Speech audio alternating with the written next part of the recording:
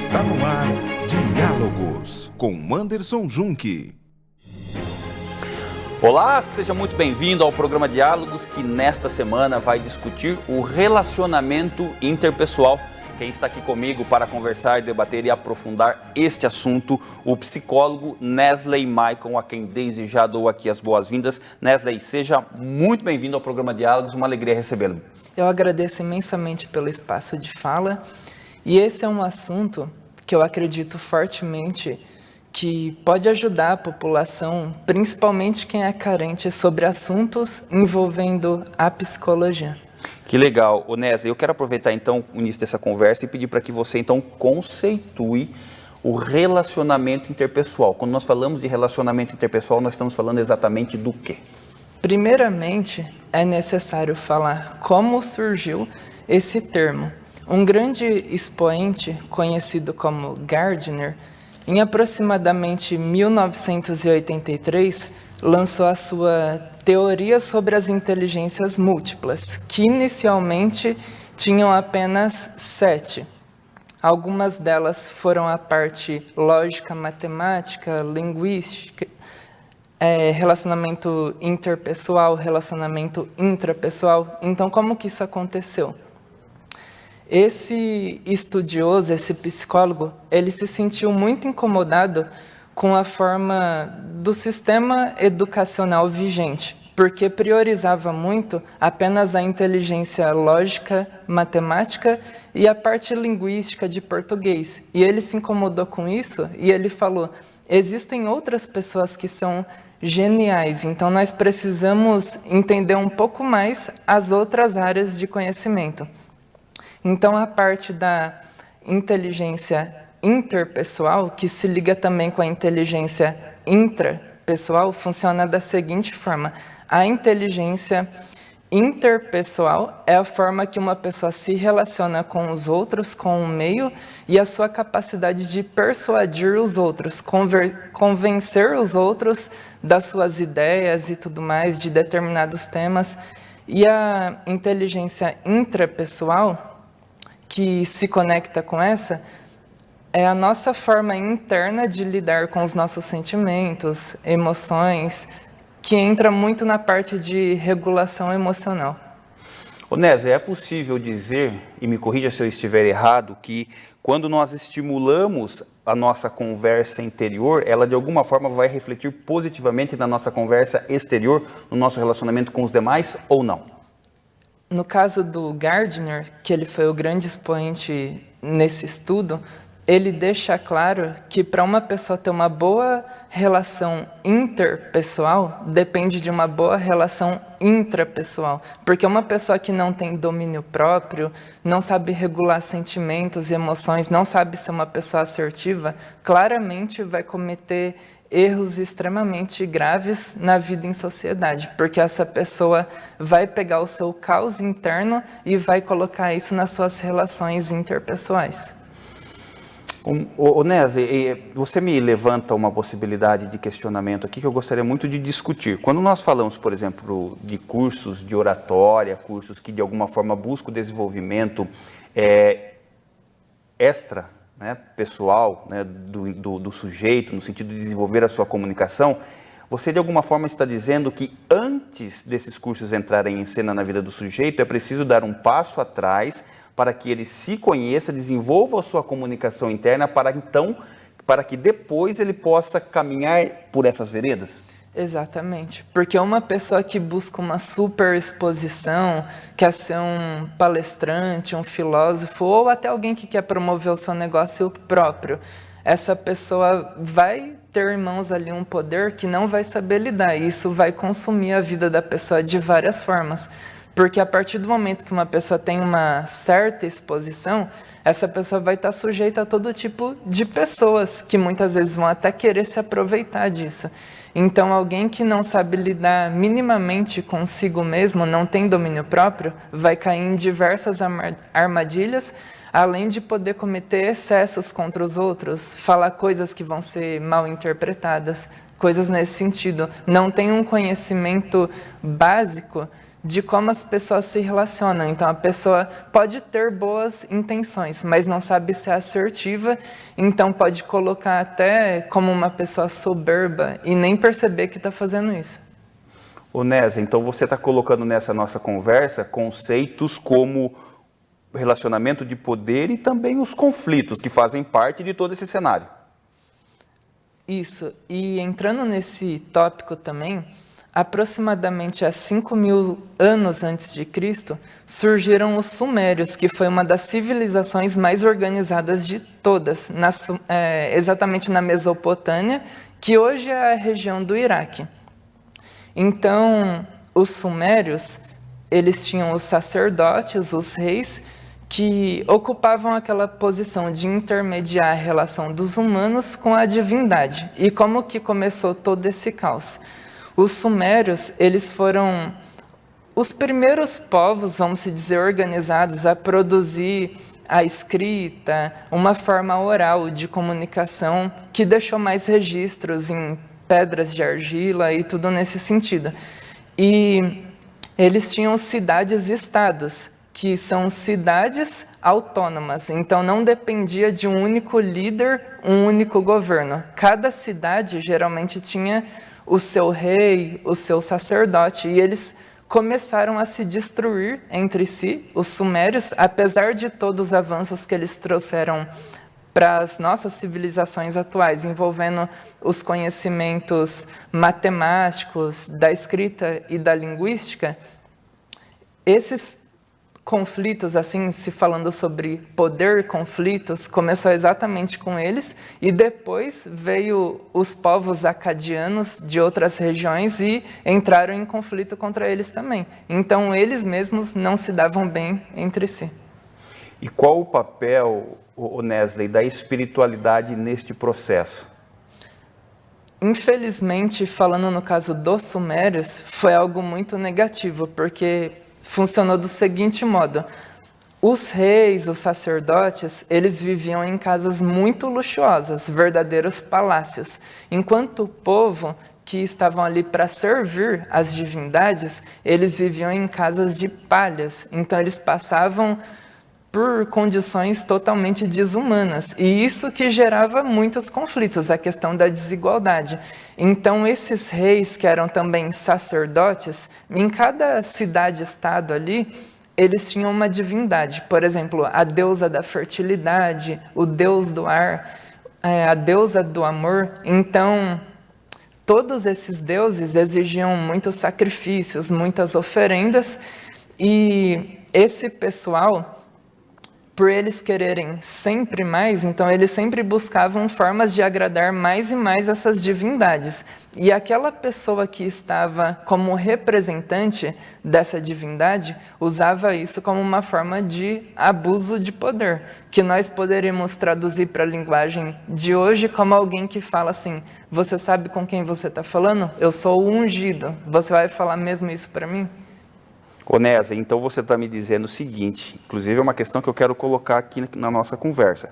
Quando nós estamos falando de relacionamento interpessoal, existem elementos de manipulação e de dominação que estão, não vou dizer que 100% das vezes presentes, mas esses elementos estão presentes, ou seja, é possível que esses elementos estejam presentes nesses relacionamentos interpessoais.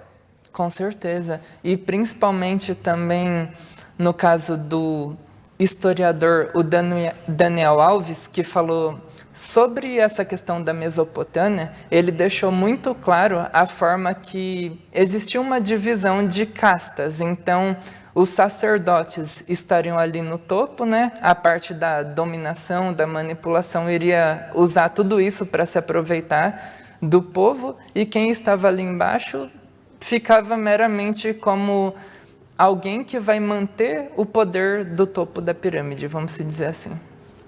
Ou seja, então esse relacionamento que você traz enquanto caminhos a partir da questão da religiosidade, da espiritualidade, ele também pode ser aplicado, por exemplo, às questões de ordem política. Sim, e não apenas no sentido negativo, só que em certas civilizações fica evidente algumas coisas quando não existem órgãos de controle um poder moderador.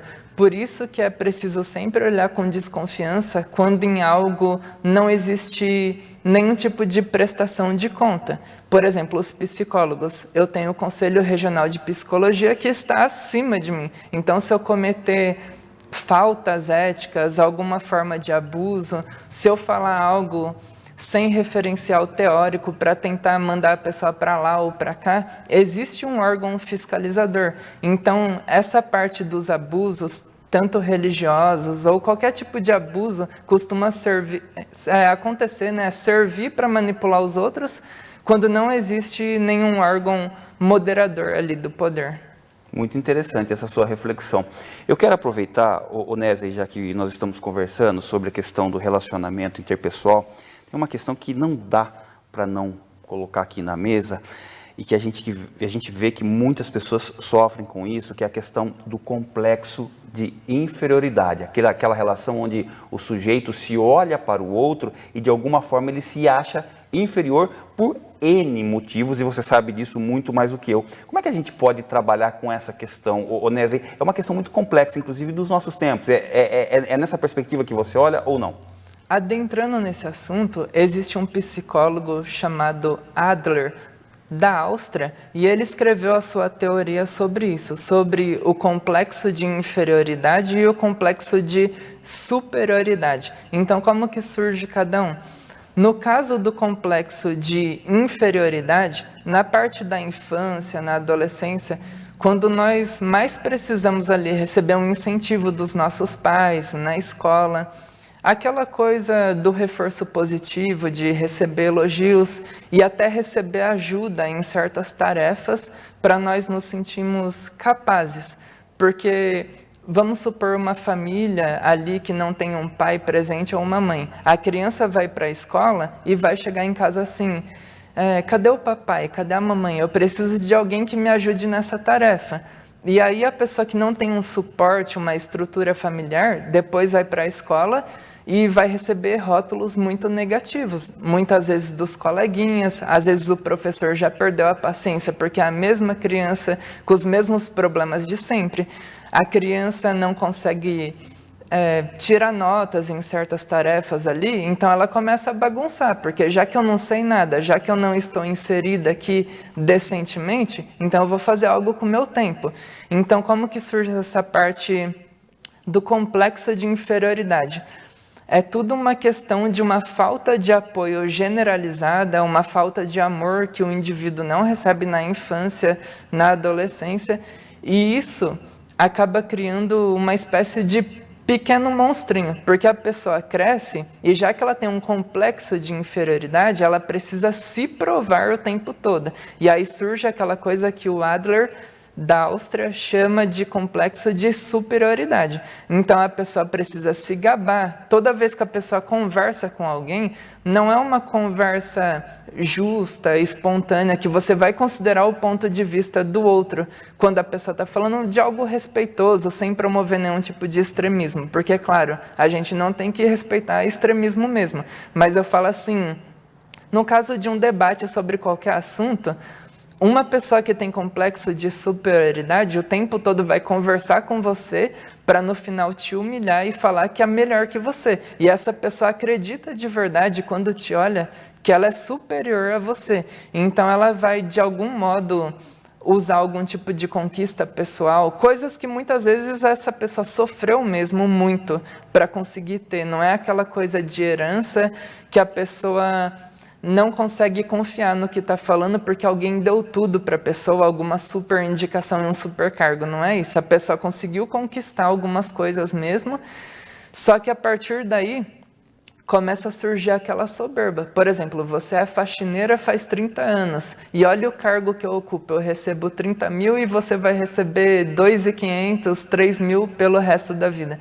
Então, começa a ter essa coisa assim de criar pontos de comparação. Então, vai entrar na parte da religião, do status social, do valor do carro da pessoa, o valor das roupas. Então, essa pessoa começa a viver uma vida falsa em prol de impressionar as pessoas. Então é alguém que é capaz de comprar um carro de 150 mil, fica devendo a alma para o banco praticamente, só para mostrar para a pessoa, olha aqui, você tem um carro de 20 mil, 30 mil, mas eu sou melhor que você. O que você tem na vida? Eu tenho um carro de 150 mil, e você?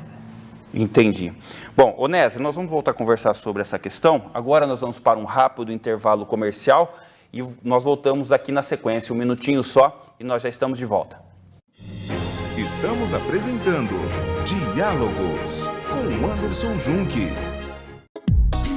Caiu no chão, quebrou, molhou o seu celular. A melhor assistência em tudo em acessórios, se liga agora, eu vou te falar. Amigo, 100% celulares, é a melhor, eu te digo. Tem toda a qualidade, preço garantido. É 100%, celulares. É 100%, celulares. É 100%, celular. Serviços de ambulância, transporte de acamados, socorristas de eventos, oxisanitização de ambientes, cursos para motoristas, bombeiros e agentes de segurança e saúde, homologados pelo Detran, é na São Rafael Mais Saúde. Certificamos também escolas e estabelecimentos de recreação infantil com cursos de primeiros socorros. São Rafael Mais Saúde. Seu cuidado, nosso compromisso. Fale com o seu cliente de forma rápida e efetiva. Com um vídeo institucional bem produzido, você vai apresentar sua empresa e seus negócios em poucos segundos. Atendemos indústrias, prestação de serviços, profissionais liberais e eventos. Entre em contato agora mesmo e faça o seu orçamento. Azon Comunicação, solução em vídeos institucionais. Procurando um plano de saúde para toda a família, com consultas presenciais e online? Venha para o Poup Saúde. Plano para você e mais 4 pessoas da sua família, com aplicativo exclusivo de pronto atendimento online, por apenas R$ 32,90. Descontos especiais em parceiros. Clínica própria para atendimento de consultas e exames para toda a família. Poup Saúde. Solução em saúde. O livro Metodologia Ludocriativa, da educadora e pesquisadora Valéria Caetano da Silva Alvarenga, propõe uma reflexão sobre o processo de aprendizagem de crianças e adolescentes à luz da educação sociocomunitária. A reflexão se concentra na experiência da metodologia ludocriativa como um instrumento de humanização das relações. Adquira já o seu agora mesmo através do WhatsApp 34 99798 3521.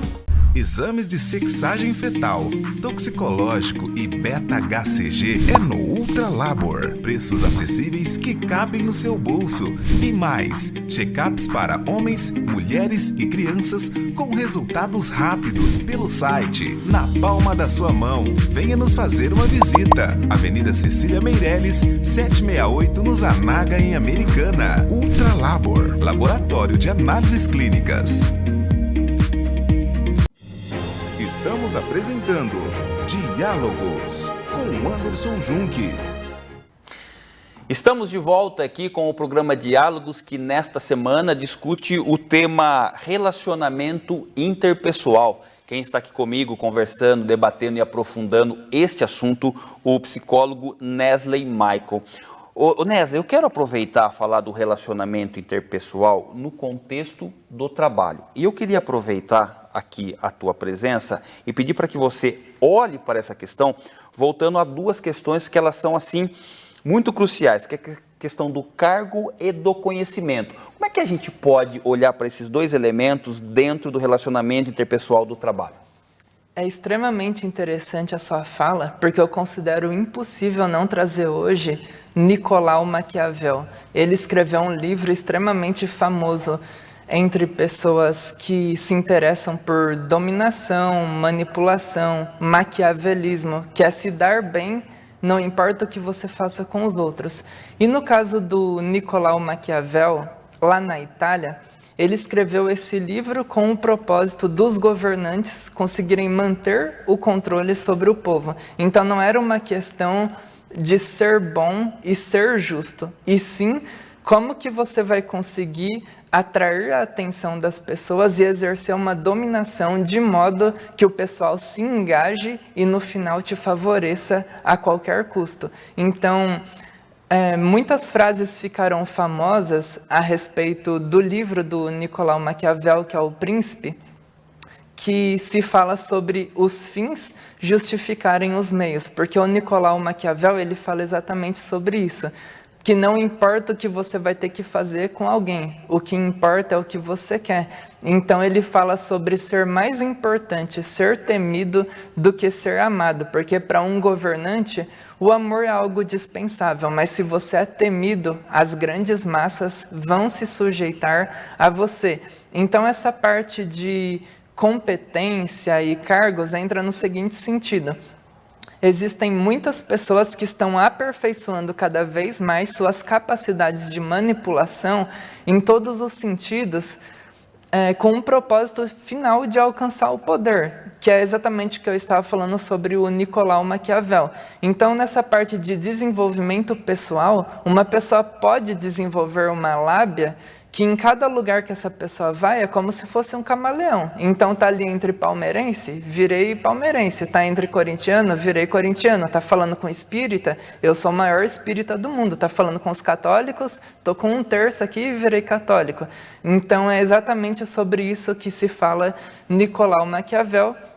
Em outros sentidos também existe um livro muito famoso que é As 48 Leis do Poder, escrito por um homem dos Estados Unidos, conhecido como Robert Greene, se eu não me engano essa é a pronúncia, e nesse sentido as 48 leis do poder fala tudo o que você precisa fazer para manipular as pessoas. Então, por eu ser psicólogo, eu gosto muito de estudar essa parte, até para ajudar clientes quando eles trazem certas questões, certos conflitos que eles estão passando, porque existe uma incongruência entre o que as pessoas falam para essas pessoas e como elas se comportam. E um dos meus papéis é ajudar as pessoas a conseguirem ver a forma que as pessoas estão manipulando os outros. Então, no sentido assim, uma pessoa que faz isso, que chega em um cargo não por competência, apenas por poder, indicação,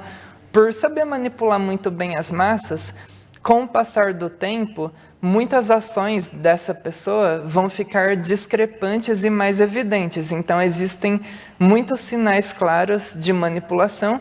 E o Robert, nesse livro, As 48 Leis do Poder, é uma coisa de via dupla. Ele ensina para quem quer manipular os outros a manipular, e se você quer se proteger e entender como isso funciona, está ali muito bem explorado no livro, e ele teve ao todo umas 50 profissões diferentes, e esse homem, ele pegou tudo que ele passou nessas 50 profissões diferentes e ensinou para as pessoas o que ele fez para ele conseguir chegar no nível de poder que ele chegou. Então tem pessoas que usam isso para o bem, para ajudar as pessoas a se proteger de manipuladores, mas tem gente que usa isso exatamente para conseguir algo sem ter uma competência técnica, mas conseguir falar exatamente o que os outros querem ouvir, fazer promessas, e até o que o Nicolau Maquiavel diz num sentido assim: o bem que você faz deve ser feito aos poucos, porque a gratidão das pessoas é muito curta, você precisa manter elas ali eternamente dependentes de você,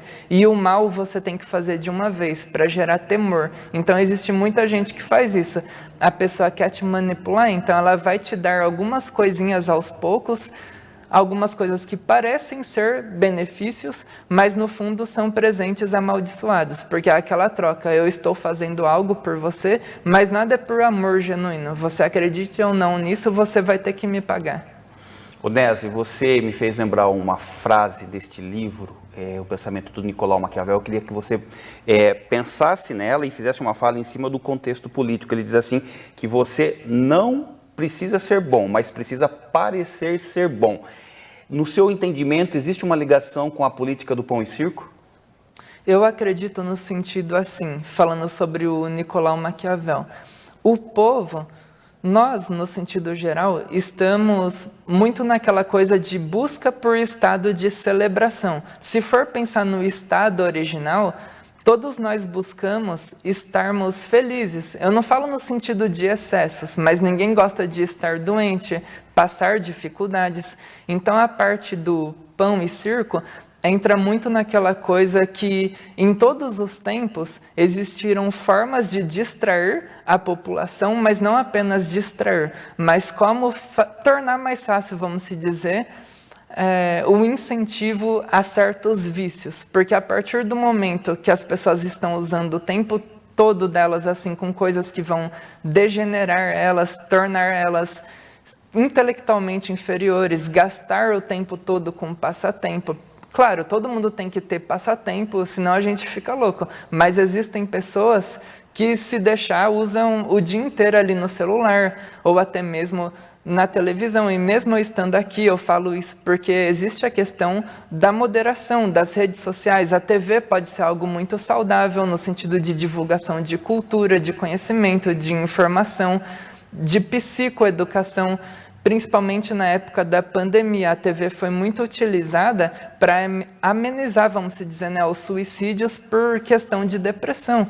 Então, a televisão tem um papel muito forte de falar para as pessoas assim, existe algo que você pode buscar, formar aquela questão da cultura de massas. A pessoa está ali perdido, não encontra uma luz. E quando a pessoa é bem intencionada, tem dignidade e usa algum veículo, seja da televisão, as redes sociais, a pessoa consegue mostrar boas coisas. Então, eu não faço parte dessa parte assim de rotular algo de totalmente negativo. Depende exatamente na mão de quem é aquilo que vai estar. Então, o pão e circo, vamos dizer assim, que é usado pelas grandes massas, até pelo sistema religioso, é manter as pessoas distraídas com futilidades, fazer elas pensarem que elas estão ganhando algo, só que aquele algo, com o passar do tempo, vai degenerar elas e destruir.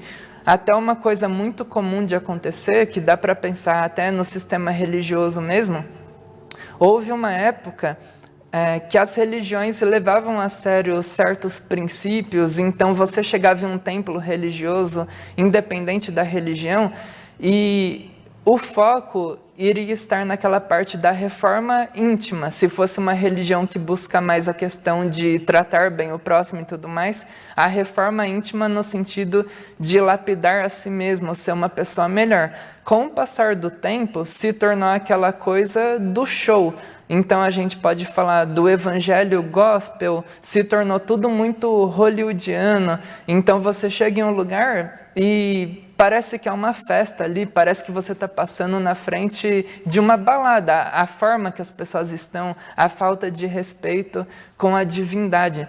Então, eu vejo que, com o passar do tempo, as pessoas perceberam que nós temos uma dependência muito grande por nos sentirmos felizes e que é muito mais fácil viver uma vida em busca do prazer, da felicidade, do que qualquer outra coisa. Então, qualquer pessoa que falar sobre prazer, felicidade, vai conseguir ter um público muito mais exorbitante do que alguém que está falando sobre algo sério.